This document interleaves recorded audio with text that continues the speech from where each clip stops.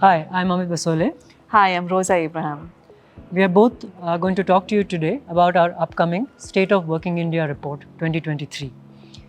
Here at the Center for Sustainable Employment, we have been producing these reports for the last few years, and our upcoming report, whose theme is Social Identities and Labour Market Outcomes, takes an in-depth look at what has happened to social disparities in India with economic growth and job creation.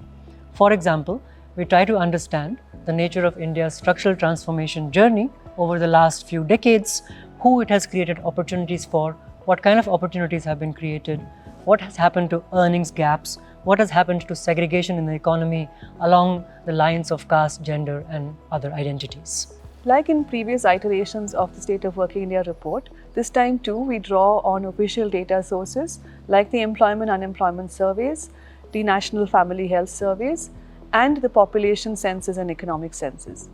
In this year's SWI, we also have information and evidence from a primary survey that we conducted in two states, Karnataka and Rajasthan, which we refer to as the India Working Survey. One of our mandates with the India Working Survey was to innovate with survey methodologies so as to get a better understanding of how social identities interact with labour market outcomes.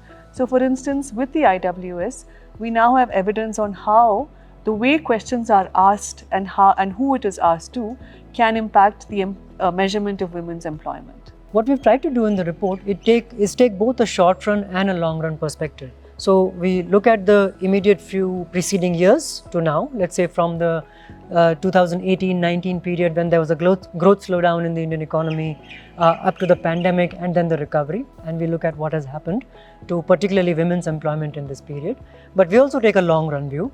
We go back to the 1980s to wherever the data allows us to go back to and look at what has happened to social disparities with India's growth and economic and structural transformation, both at the national level and the state level.